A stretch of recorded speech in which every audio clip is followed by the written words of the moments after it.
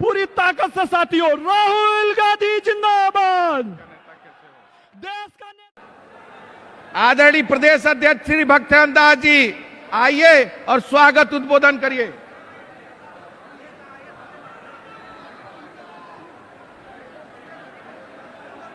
आज की जी के भूमि पर स्वागत करता हूं। जय जगन्नाथ, जय जगन्नाथ, जय जगन्नाथ। और हमारे बीच में बुला रहे हैं हम सभी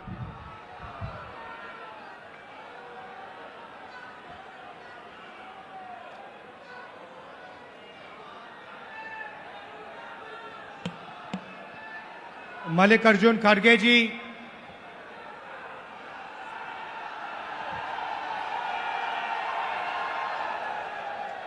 केसी वेणुगोपाल जी, अजय कुमार लल्लू जी, भक्त चरण दास जी, रामचंद्रन कदम जी, स्टेज पे कांग्रेस पार्टी के सीनियर नेता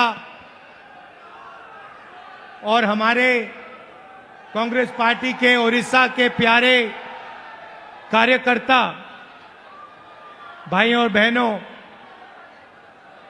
प्रेस के हमारे मित्रों, आप सबका यहां बहुत बहुत स्वागत। आप दूर दूर से गर्मी में हमारी बात सुनने आए, इसके लिए आपको मैं दिल से धन्यवाद करना चाहता हूं।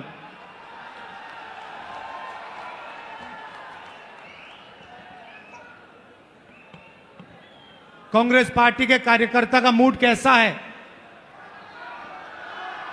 नहीं, सुनाई नहीं दिया मुझे। कैसा है मूड आपका?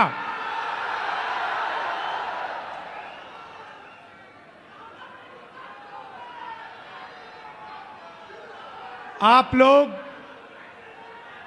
जो हमारे जमीनी कार्यकर्ता हैं, जिनके खून में, डीएनए में कांग्रेस पार्टी है, जो हमारे बब्बर शेर हैं,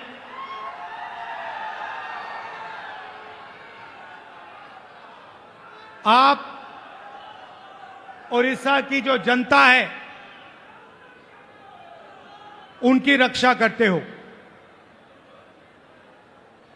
उड़ीसा की सरकार का सिर्फ एक काम है, उड़ीसा का जो धन है उसको उड़ीसा की गरीब जनता से चोरी करने का काम है। आपकी सरकार सिर्फ यही करती है। पहले बीजेडी की सरकार ये करती आई, अब बीजेपी की सरकार यही काम कर रही है। एक तरफ उड़ीसा की गरीब जनता, दलित, आदिवासी, पिछड़ा वर्ग, कमजोर लोग, किसान, मजदूर, और दूसरी तरफ 5-6 अरबपति और बीजेपी की सरकार। ये लड़ाई हो रही है और इस लड़ाई में कांग्रेस पार्टी का कार्यकर्ता जो है वो ही इस लड़ाई को उड़ीसा के, वही इस लड़ाई को उड़ीसा की जनता के साथ मिलकर जीत सकता है और कोई नहीं जीत सकता है। भाइयों और बहनों, बीजेपी पूरे देश में संविधान पर आक्रमण कर रही है।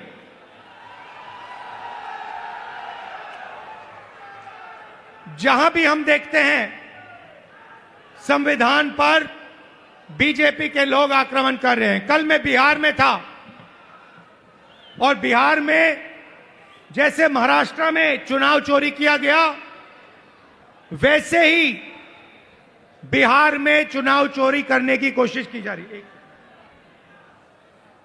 वैसे ही बिहार में चुनाव चोरी करने की कोशिश की जा रही है और चुनाव चोरी करने के लिए इलेक्शन कमीशन ने नई साजिश शुरू की है। इलेक्शन कमीशन बीजेपी का अंग का काम कर रहा है, अपना काम नहीं कर रहा है। महाराष्ट्र में लोकसभा और विधानसभा के बीच में 1 करोड़ नए वोटर आ गए। आज तक किसी को नहीं मालूम ये वोटर कौन थे और कहां से आए। हमने इलेक्शन कमीशन से एक बार नहीं अनेक बार कहा है, आप हमें वोटर लिस्ट दीजिए, आप हमें वीडियोग्राफी दीजिए। इलेक्शन कमीशन नहीं देता है और जो चोरी महाराष्ट्र में हुई वही चोरी फिर से ये लोग बिहार में करने जा रहे हैं।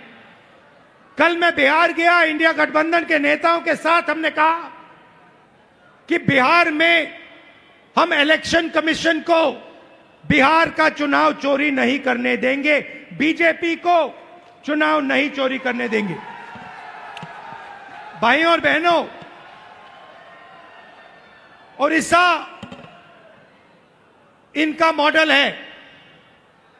यहां पे 5-6 बड़ी कंपनियों को ये आपका पूरा का पूरा धन दे रहे हैं। अभी मैं डेलीगेशन से मिला, किसान के डेलीगेशन से मिला, महिलाओं से मिला और उनकी आवाज सुनी, उनका दुख सुना, उनका दर्द सुना। भाइयों और बहनों,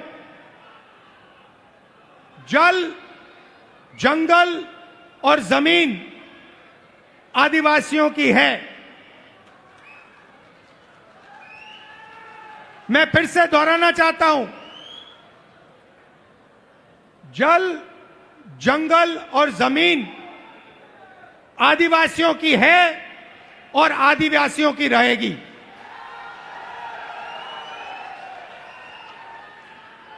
यहां पे आदिवासियों को बिना पूछे जमीन से हटा दिया जाता है, पेशा कानून लागू नहीं किया जाता है, आदिवासियों को पट्टा नहीं दिया जाता है।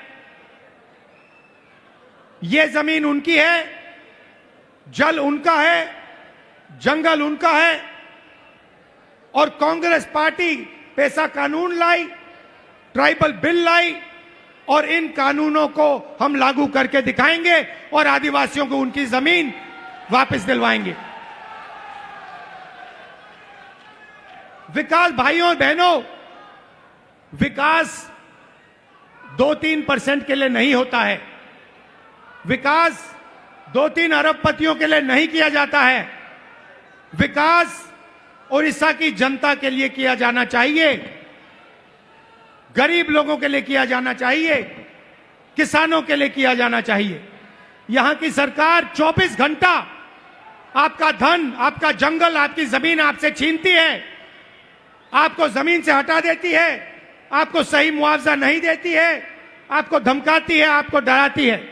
और मैं यहां स्टेज से कहना चाहता हूं, हमारे आदिवासी भाई हो, हमारे किसान हो, हमारे मजदूर हो, जिन पर भी सरकार आक्रमण कर रही है, जिनके खिलाफ अत्याचार हो रहा है, उनके साथ कांग्रेस पार्टी के सारे नेता खड़े मिलेंगे। मैं खड़ा मिलूंगा और मैं आपसे कह रहा हूं कि जो आपका पट्टा है वो आपको कांग्रेस पार्टी दिलाएगी। अंत में कांग्रेस पार्टी ये काम करेगी। नरेंद्र मोदी जी एक नई योजना लाए थे। पूरे देश में उन्होंने फसल बीमा योजना, एक नई योजना लागू की थी। उन्होंने कहा था कि जब किसानों को मुश्किल होगी, तूफान, ओले से उनका नुकसान होगा, तो ये नई योजना उनकी मदद करेगी। और उन्होंने क्या किया? उन्होंने आपसे पैसा लिया, गरीब जनता से, गरीब किसानों से पैसा लिया, प्रधानमंत्री बीमा योजना के लिए सरकारों से पैसा लिया, सेंट्रल गवर्नमेंट से पैसा लिया और वो पैसा उन्होंने उन्हीं 3-4 बड़ी कंपनियों को दिलवाया। आज सच्चाई यह है कि जब आंधी आती है, तूफान आता है, ओला गिरता है, किसान को मुआवजा नहीं मिलता। हजारों करोड़ रुपए नरेंद्र मोदी जी ने किसानों का पैसा, स्टेट सरकारों का पैसा, यूनियन दिल्ली की सरकार का पैसा उठाकर इन कंपनियों को दिया, मगर ये कंपनियां जब आपका नुकसान होता है, आपका पैसा वापस आपको नहीं देती हैं। यह सच्चाई है। और उड़ीसा के किसी भी किसान से आप ये पूछ लीजिए, जहां भी यहां पे नुकसान होता है, आंधी आती है, तूफान आती है, आप जाके पूछिए, किसान से पूछिए, क्या आपको बीमा योजना का पैसा मिला? और एक आवाज से उड़ीसा के सारे किसान आपको जवाब देंगे कि हमें पैसा नहीं मिला, हमारा पैसा चोरी किया गया, हमारा पैसा बीमा योजना में हमें नहीं मिलता है। मैंने शुरुआत में कहा कि एक कॉन्स्टिट्यूशन के खिलाफ, संविधान के खिलाफ आक्रमण है। संविधान गरीबों की रक्षा करता है, संविधान किसानों की रक्षा करता है, मजदूरों की रक्षा करता है। संविधान में कहीं नहीं लिखा है कि यह देश अदानी का है, अंबानी का है, अरबपतियों का है। यह आप संविधान खोल के देखिए, इसमें लिखा है कि यह देश हर नागरिक का है, इसमें हर व्यक्ति को वोट, एक वोट मिलेगा। जमीन इस देश की है, गरीब जनता की है, किसानों की है, किसी एक अरबपति की नहीं है। मगर जहां भी हम देखते हैं, चाहे वो उड़ीसा हो, छत्तीसगढ़ हो, जहां भी हम देखते हैं, एक नाम दिखाई देता है, अदानी, अदानी, अदानी, अदानी।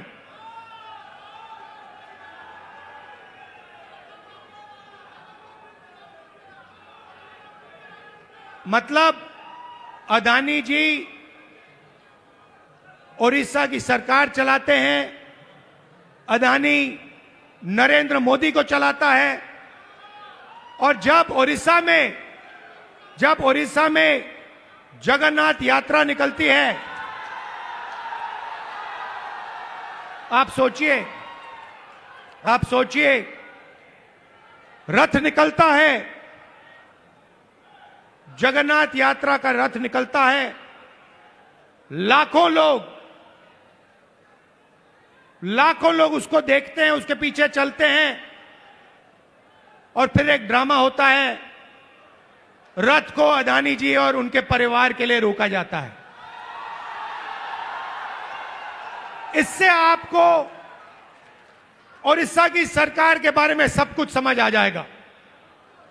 यह उड़ीसा की सरकार नहीं है, यह आपकी सरकार नहीं है, यह अदानी जैसे 5-6 अरबपतियों की सरकार है। और इसका लक्ष्य आपकी जमीन, आपका जंगल, आपके भविष्य को चोरी करने का है। मैं आपसे पूछना चाहता हूं, आपकी सरकार ने उड़ीसा के युवाओं के लिए कितना रोजगार पैदा किया है? ये जो बड़ी बड़ी इंडस्ट्रीज आती हैं, बड़ी बड़ी जो कंपनियां आती हैं, आपकी जमीन ले जाती हैं, आपका धन ले जाती हैं, आपकी जो नेचुरल वेल्थ ले जाती है। मैं आपसे पूछना चाहता हूं, ये आपके कितने लोगों को रोजगार देती है? आप मुझे बताओ। आपका रोजगार खत्म करती हैं, छोटे बिजनेसेस को, छोटी कंपनियों को, स्मॉल मीडियम बिजनेसेस को खत्म करती हैं, और फिर आपकी जमीन, आपका धन, आपका जंगल, आपका जल उठा के ले जाती है। और एक नई बात शुरू हुई है उड़ीसा में 40,000 से ज्यादा महिलाएं गायब हो गई हैं। आज तक नहीं मालूम कि ये महिलाएं कहां गईं। महिलाओं के खिलाफ हर रोज यहां अत्याचार होता है। रेप होता है, बलात्कार होता है हर रोज। ओडिशा में 15 महिलाओं का बलात्कार होता है और आपकी सरकार को कुछ लेना देना नहीं। आपकी सरकार सिर्फ 24 घंटे आपका खून चूसती है, आपकी जमीन छीनती है। ना उनको महिलाओं से कुछ लेना देना, ना उनको रोजगार दिलवाना है, ना उनको युवाओं से कुछ लेना देना है। इसीलिए हम यहां आए हैं और मैं आपको मैसेज देना चाहता हूं कि चाहे मैं हूं या कांग्रेस प्रेसिडेंट हो या कांग्रेस पार्टी के कोई भी नेता हो, हम यहां आपके साथ खड़े हैं। जब भी आपको मुझे बुलाना हो, जहां भी आपको मुझे ले जाना हो, मैं इस सरकार के खिलाफ लड़ना चाहता हूं और इस सरकार को यहां से हटाना चाहता हूं। एक बात मैंने भक्तचरण दास जी को कही, तेलंगाना में हमने जाति जनगणना करवाया है। तेलंगाना में जाति जनगणना ने कमाल कर दिया है, क्योंकि जाति जनगणना ने तेलंगाना के हर नागरिक को समझा दिया है कि तेलंगाना में कितने लोग कौन से वर्ग के हैं, ओबीसी कितने हैं, अति पिछड़े वर्ग के कितने लोग हैं, दलित कितने हैं, आदिवासी कितने हैं, गरीब जनरल कास्ट के कितने लोग हैं। एक प्रकार से तेलंगाना सरकार ने तेलंगाना का एक्सरे किया है और तेलंगाना की सरकार को अब मालूम है कि कितना धन किसके हाथ में है, कौन किसके पास क्या है, कितनी आबादी किसकी है। और मैं ये ओडिशा की जनता से भी कहना चाहता हूं, देखिए यहां पर हमें पता लगाना है दलित कितने हैं, आदिवासी कितने हैं, पिछड़े वर्ग के लोग कितने हैं, गरीब जनरल कास्ट के लोग कितने हैं। क्योंकि हम चाहते हैं कि सरकार में, इकोनॉमी में, विकास में सबको भागीदारी मिले। आज ओडिशा के पिछड़े लोगों को, दलितों को, आदिवासियों को ना सरकार में जगह मिलती है, ना कॉर्पोरेट में जगह मिलती है, ना ब्यूरोक्रेसी में जगह मिलती है। ये जो 5-6 कंपनियां आप पर राज कर रही है, मैं आपसे पूछना चाहता हूं, इनके मालिकों में कितने पिछड़े वर्ग के लोग हैं, इनकी मैनेजमेंट में कितने पिछड़े लोग के वर्ग हैं, कितने दलित हैं, कितने आदिवासी हैं, कितने गरीब जनरल कास्ट के लोग हैं। आपको एक नहीं मिलेगा। इसीलिए मैंने भक्तचरण दास जी से, लालू जी से कहा है कि पूरा दम लगा के आप ओडिशा की जनता को समझाइए कि सबसे पहला काम जाति जनगणना है और अगर हमें ओडिशा में बदलाव लाना है तो जाति जनगणना हमारा औजार है। क्योंकि जाति जनगणना से दलितों को, पिछड़ों को, आदिवासियों को, गरीब जनरल कास्ट के लोगों को अपनी सच्ची शक्ति समझ आएगी। और जिस दिन इनको अपनी सच्ची शक्ति समझ आ गई, उस दिन ये सरकार को गिरा के फेंक देंगे। भाइयों और बहनों, आखिरी बात मैं कहना चाहता हूं, बीजेपी की सरकार ने ड्राइवर्स एसोसिएशन और यूनियन से पर पूरा दबाव डाला कि वो इस मीटिंग का समर्थन नहीं किए। उन्होंने पूरा दबाव डाला, धमकाया और डराया ड्राइवर यूनियन को, एसोसिएशन को, कि यहां पे इस मीटिंग में कांग्रेस पार्टी का समर्थन नहीं कीजिए और इस मीटिंग को डिसरप्ट करने में मदद कीजिए। और मैं यूनियन को और एसोसिएशन को धन्यवाद करना चाहता हूं कि आपने इस मीटिंग का समर्थन किया।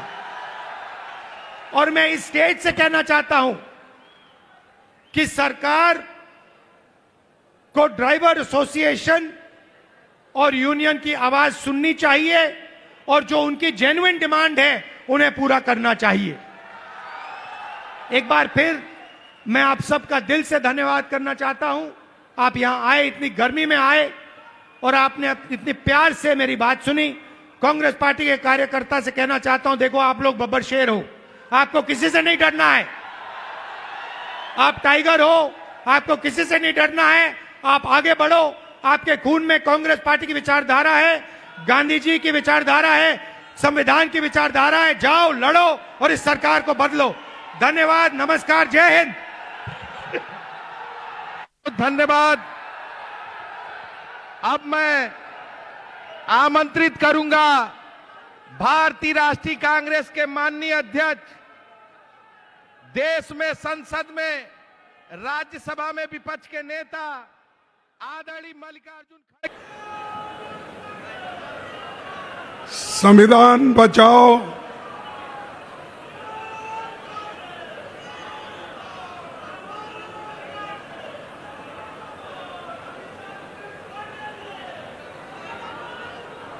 संविधान बचाओ, ये जो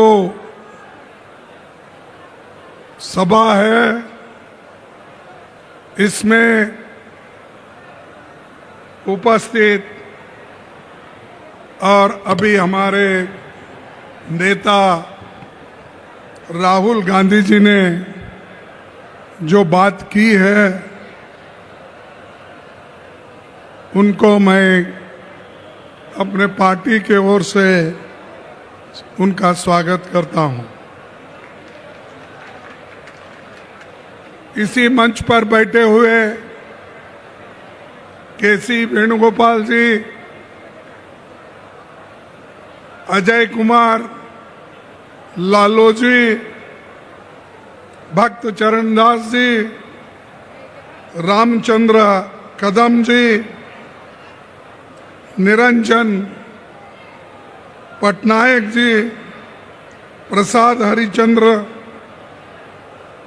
हरिचंद्र जी और श्रीकांत जेना जी, जयदेव जेना जी और सप्तगिरी उल्का जी, शाहनवाज चौधरी जी और इस मंच पर बैठे हुए सारे मेरे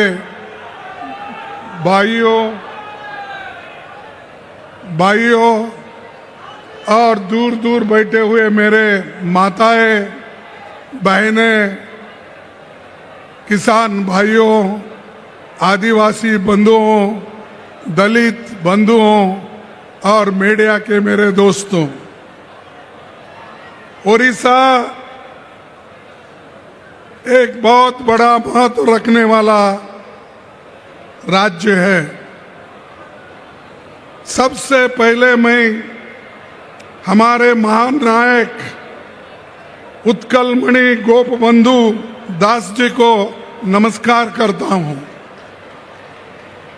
बैरिस्टर मधुसूदन दास और यहाँ के सभी महान सेनानियों को श्रद्धांजलि अर्पित करता हूं, जिन्होंने देश के आजादी के लिए लड़ी है और अपना आवाज देश के आजादी के लिए उठाई है। उन सब को मैं श्रद्धांजलि अर्पित करता हूं और उन सबको मैं नमन करता हूं। कांग्रेस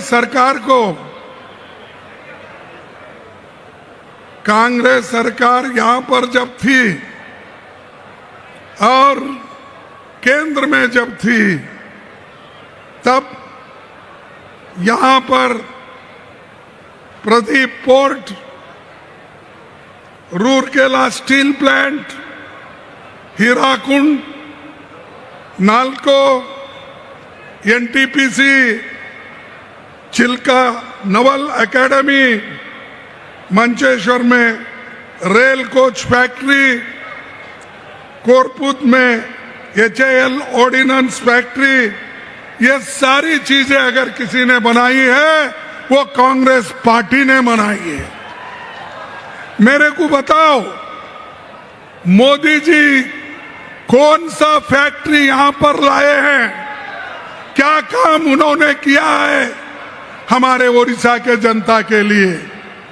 भाइयों, भुवनेश्वर में एम्स और निसीर इंस्टीट्यूट ऑफ फिजिक्स और कई शिक्षा संस्थान हमने कायम किए हैं। कलाहंडी,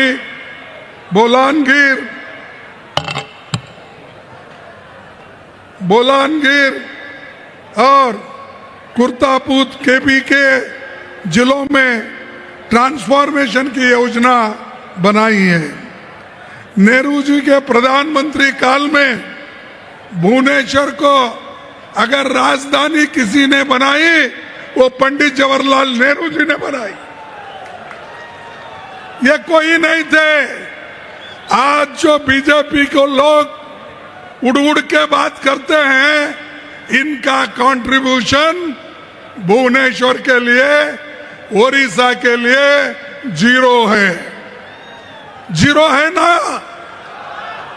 अरे ये बगैर काम करे मुफ्त में प्रचार लेना चाहते हैं, लेकिन हम लोग ओडिशा के जनता के साथ खड़े होकर ओडिशा के लिए कांग्रेस ने काम किया और आज इसी वजह से ओडिशा में इतने बड़े बड़े पब्लिक सेक्टर आए।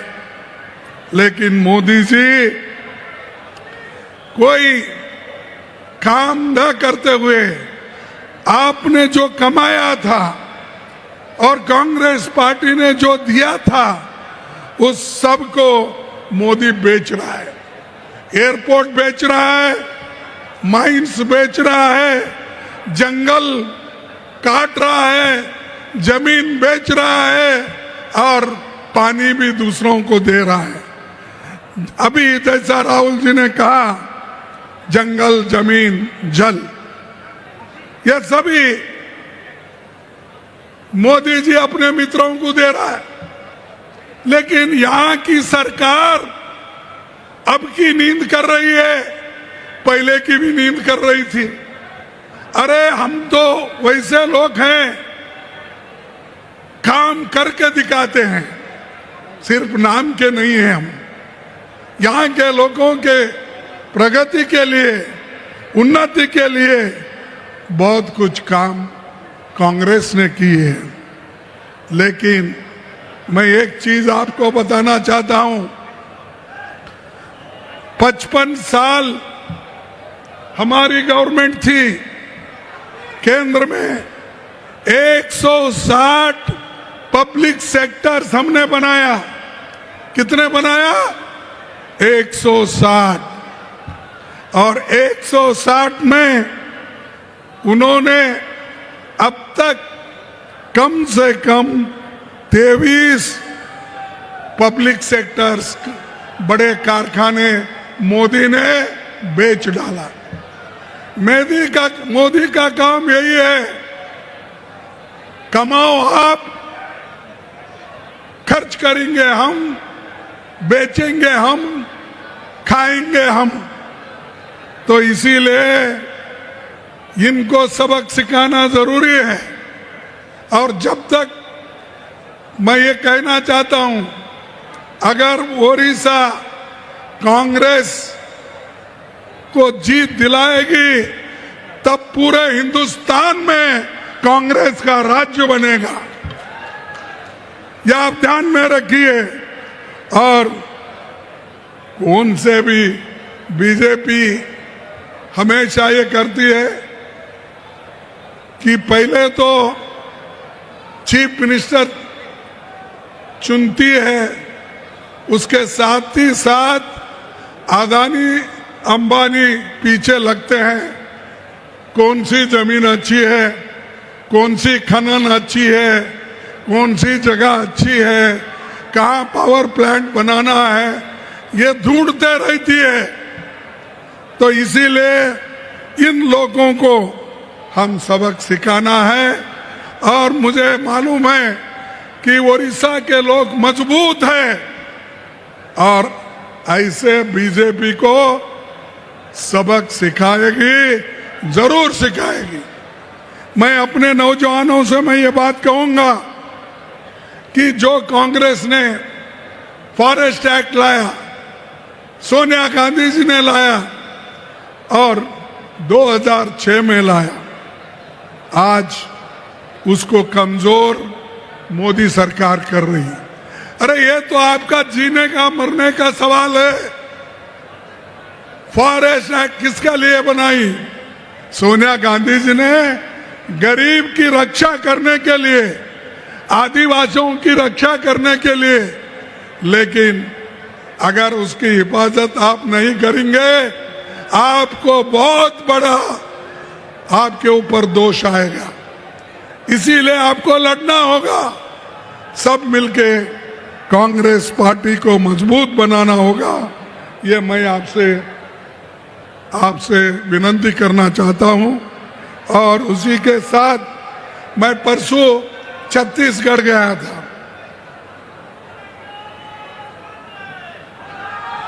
मैं छत्तीसगढ़ गया था, वहां भी यही है, जितने भी आदिवासी के लोगों के जमीन है, जंगल है, वो काटने शुरू किए हैं, क्योंकि इंडस्ट्री के नाम पे वो जंगल हर जगह काटते जा रहे हैं।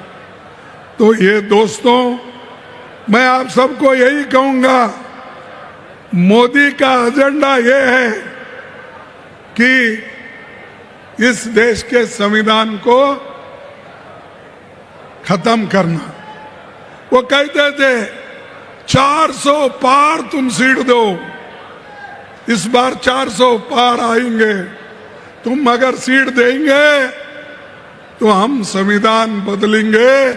ये उनका वायदा था। अगर संविधान बदल गया, याद रखो, आप लोगों को जो पंडित जवाहरलाल नेहरू, डॉक्टर अंबेडकर, महात्मा गांधी जी, इन्होंने जो अडल्ट फ्रेंचाइज नौजवानों को, बूढ़ों को और सभी लोगों को जो वोटिंग का अधिकार दिया है, वो अधिकार इनके गवर्नमेंट में छीन लिया जाएगा। यह कोशिश हमेशा उनकी रही है।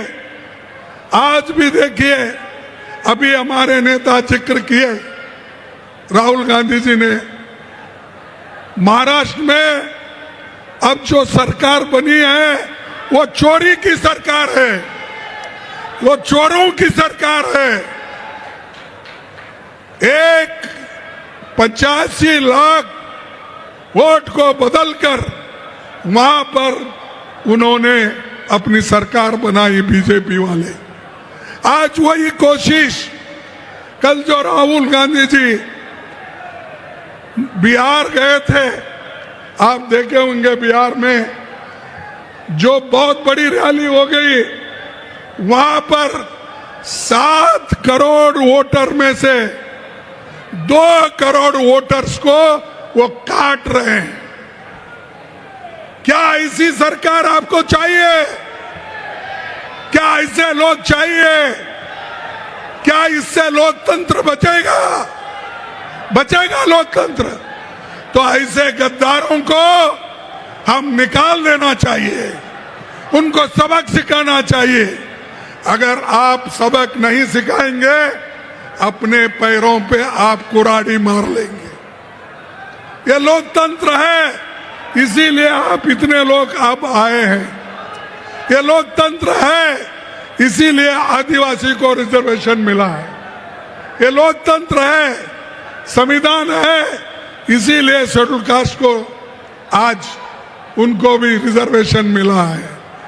और समानता, शिक्षण, स्वास्थ्य, ये सब चीजें संविधान के वजह से सबको मिला है, सब लोगों को मिला है।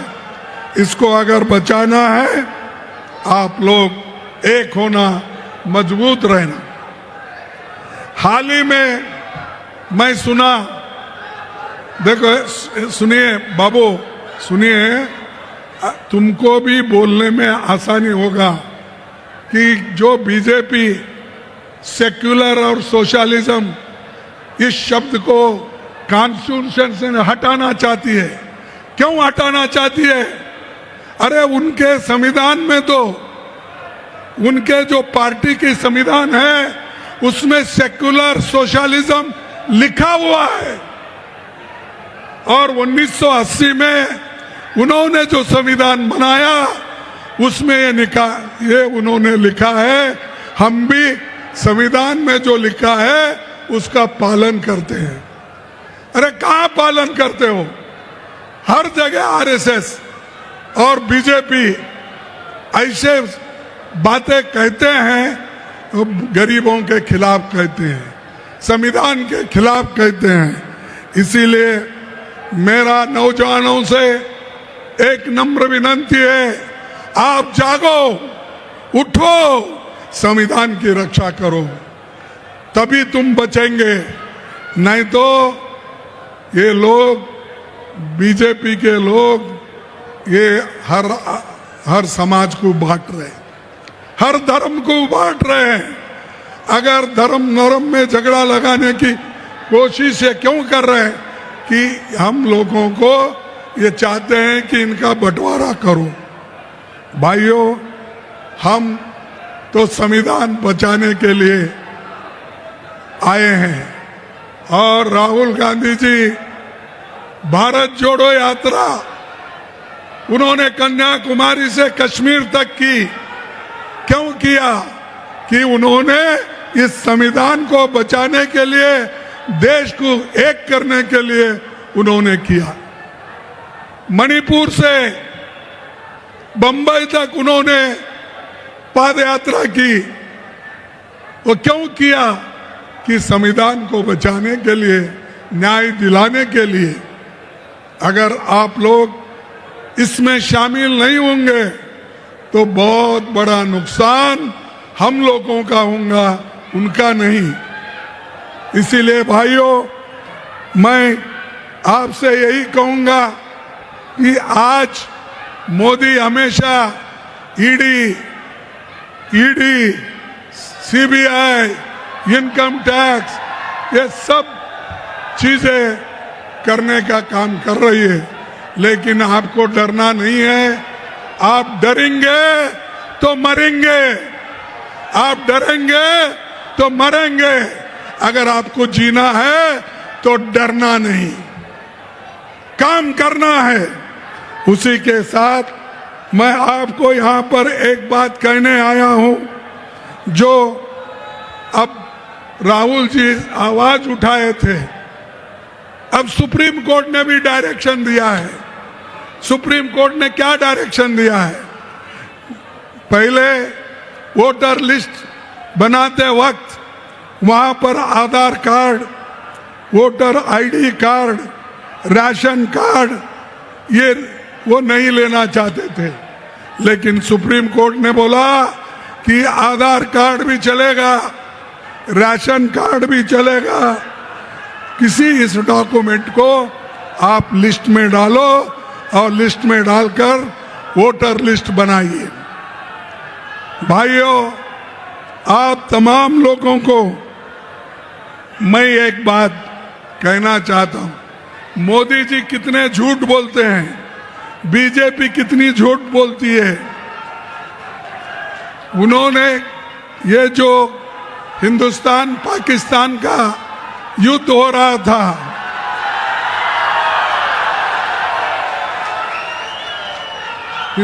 हिंदुस्तान पाकिस्तान का जो युद्ध हो रहा था, उस वक्त उन्होंने कहा, ट्रंप ने कहा कि मैं हिंदुस्तान और पाकिस्तान की लड़ाई खत्म किया हूं। मैं उनको कहा हूं कि ये लड़ाई बंद करो, उन्होंने फौरन बंद किया। ऐसा ट्रंप 16 बार बोले, मोदी उसको कुछ भी उत्तर नहीं दिए। और क्यों नहीं दिए? उनके पास ट्रंप के खिलाफ बोलने की हिम्मत नहीं थी। जब उनके पास हिम्मत नहीं है, ऐसे लोग देश की हुकूमत नहीं कर सकते।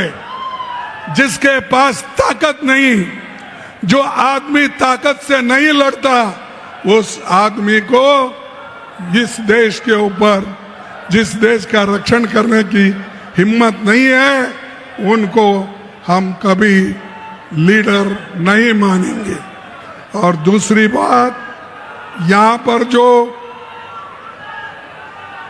मोदी जी ने बहुत सी बातें करके गई, अभी भी करते हैं कि भाई डबल इंजन सरकार आई है। डबल इंजन सरकार क्या है भाई? कौन सा काम कर रहे हैं?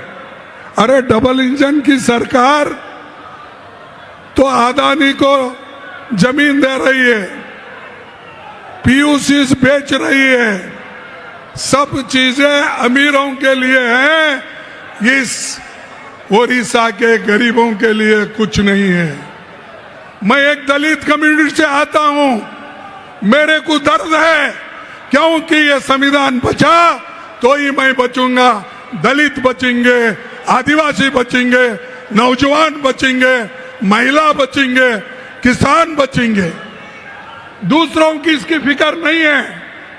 क्यों फिक्र नहीं? वो खा पी के मजे में है, उनको कुछ चाहिए नहीं।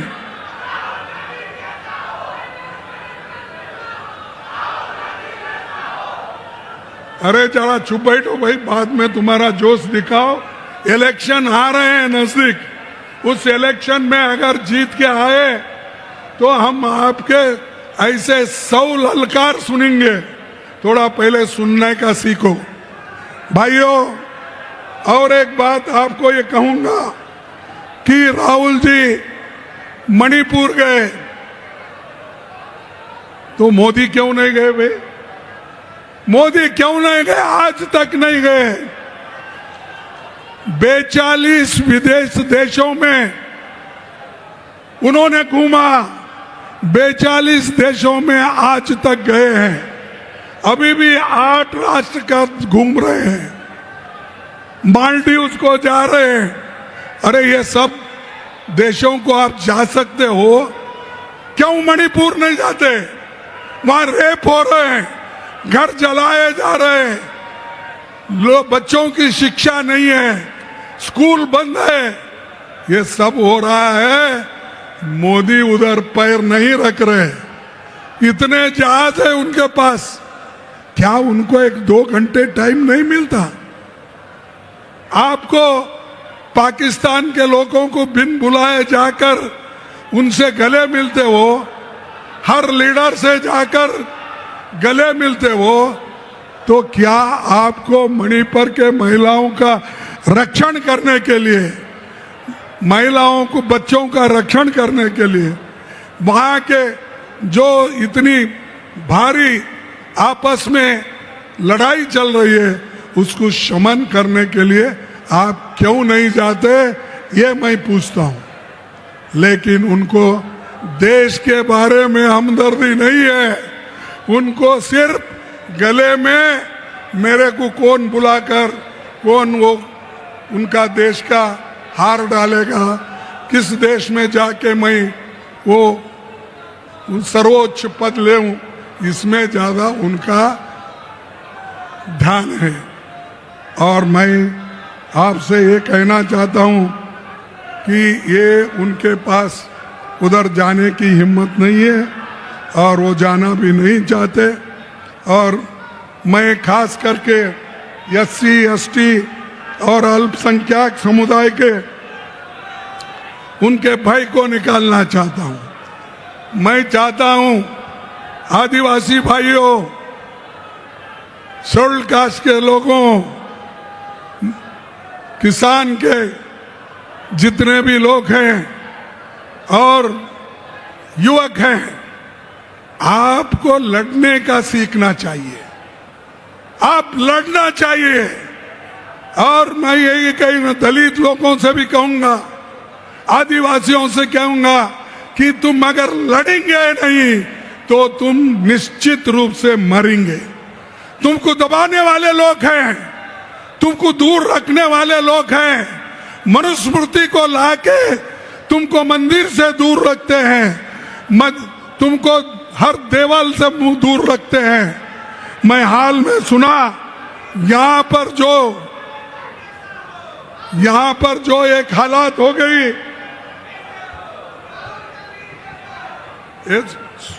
देखो यहां पर सुनो, हाल ही एक खबर मुझे मिली है, उड़ीसा के गंजाम डिस्ट्रिक्ट में 2 दलित लोगों को पीटा गया। 2 दलित लोगों को पीटा गया, बाल काटे गए, 2 किलोमीटर तक घुटने पर उनको चलाने की कोशिश की और घास खाने गंदा नाली का पानी पीने के लिए मजबूर किया। क्या ये चाहते हैं? अरे इसके ऊपर अब जोर लगाओ, कहो, लड़ो। वो छोड़कर अगर हम छोटी मोटी बात करते नहीं तो मर जाएंगे। ये लोगों को, दलितों की हालत बीजेपी सरकार में है, यहाँ के सरकार में है। हमारी पार्टी लड़ रही है, हमारी पार्टी सत्याग्रह कर रही है, हमारी पार्टी हर जगह एजिटेशन कर रही है, लेकिन सरकार सो गई है। सरकार को उठाना होगा, जो चाहे उस मंत्र से उठाओ, तभी वो उठेंगे।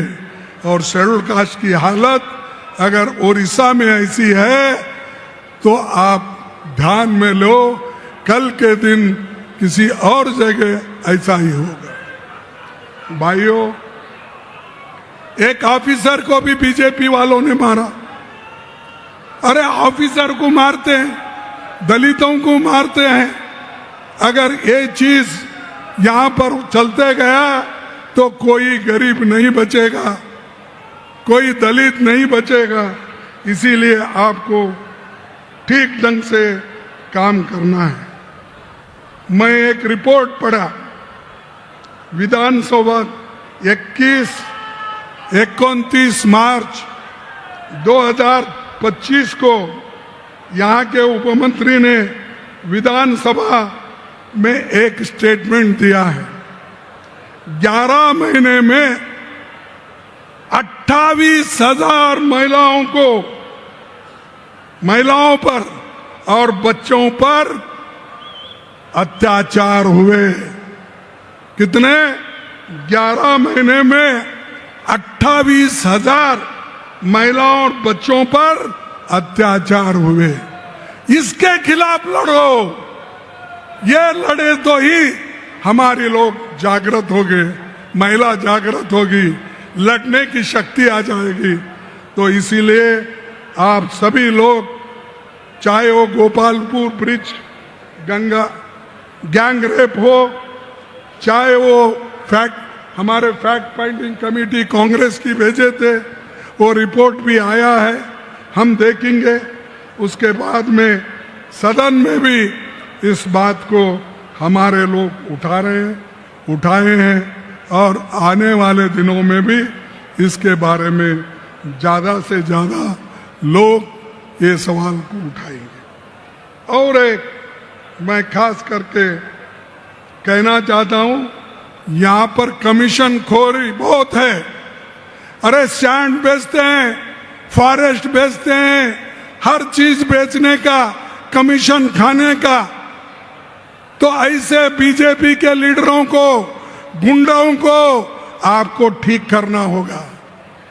जैसा ठीक करना है वैसा ठीक करो। आप कहेंगे ठीक करे तो हमको जेल में डालेंगे, जेल में डालेंगे तभी तो आप लोग लड़ते रहना है अपने हकूक के लिए। जब आजादी के लिए हमारे लोग, लाखों लोग जेल गए, फांसी पे चढ़े, अपने बच्चों की जब स्कूल बंद कर दिए, तो क्या वो नहीं लड़े? किनके लिए लड़े? क्या ये अपनी हिफाजत के लिए, अपने हकूक के लिए आप इन गुंडों के साथ लड़ नहीं सकते? लड़ना बोले तो मैं रोज उठ के मारा मारी करो वो नहीं बोलता। लड़ना जो बापू ने हमको सिखाया है, सत्याग्रह करना, एजिटेशन करना और सब लोग मिलके काम करना। तो मैं जो अभी याद किए, राहुल गांधी जी ने भगवान जगन्नाथ की रथ यात्रा तक सरकार ने लापरवाही की। वो उसमें 3 श्रद्धालु मर गए, 50 से अधिक लोग घायल हो गए और रथ भी 2 दिन ठहरा। अमीर आने तक उसको खींचना नहीं। क्या अमीर के लिए भगवान बना है? क्या अमीर के लिए ही जगन्नाथ है? अरे भाई, भगवान सबके लिए होता है। और आज ये भगवान के नाम में भी लूट रहे हैं। ये बीजेपी का काम यही है। भगवान का राम नाम सत्य है ये बोलते हैं, और उनका काम क्या है? मुख में राम बगल में छुरी, मुख में राम बगल में छुरी। अरे ये बीजेपी का काम है, इनको हमको छुड़ाना है। और यहाँ पर जो हमारी नेता इंदिरा गांधी जी आई थी, आप सबको मालूम है कि इंदिरा गांधी जी ने उस वक्त क्या कहा था। उन्होंने ये कहा था कि यहाँ पर जो मैं आई हूँ, मैं उन्हीं के शब्द को मैं पढ़ता हूँ। मैं आज यहाँ हूँ, कल शायद यहाँ न रहूं। मैं आज यहाँ हूँ, कल शायद यहाँ न रहूं। मुझे चिंता नहीं कि मैं रहूं या न रहूं। मुझे गर्व है कि मैंने अपना पूरा जीवन अपने लोगों की सेवा में बिताया है।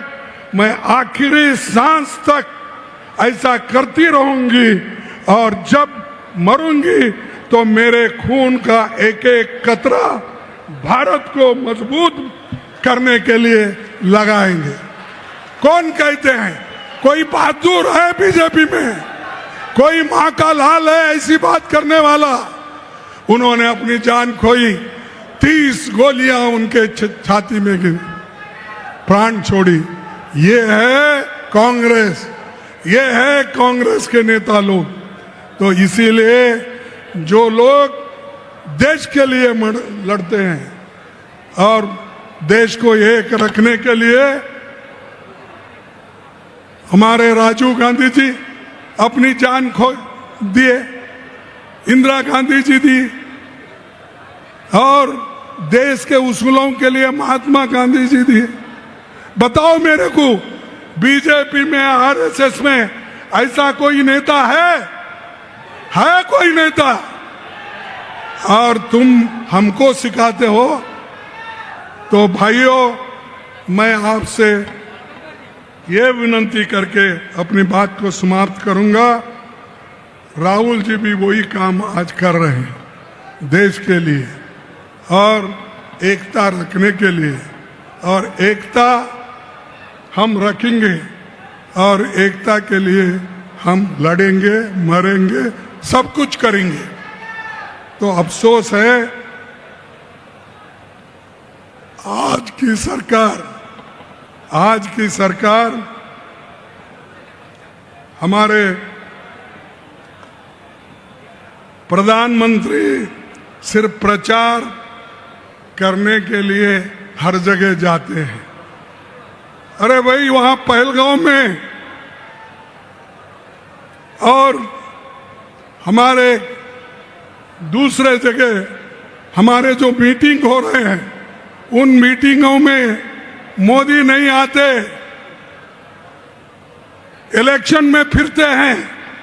अरे जिसको देश की चिंता नहीं है वही ऐसी काम करता है। इसलिए आप लोगों को गौर से सुनना है, काम करना है।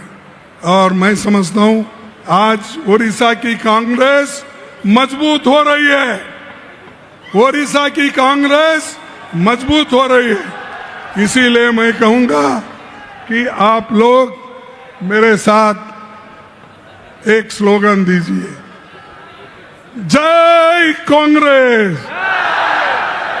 क्या आज सुबह नाश्ता नहीं करे क्या आप लोग? जय कांग्रेस, जय कांग्रेस, जय हिंद, जय हिंद, जय हिंद, जय ओडिशा, जय ओडिशा, जय ओडिशा। आप सभी को धन्यवाद, नमस्कार, जय भीम।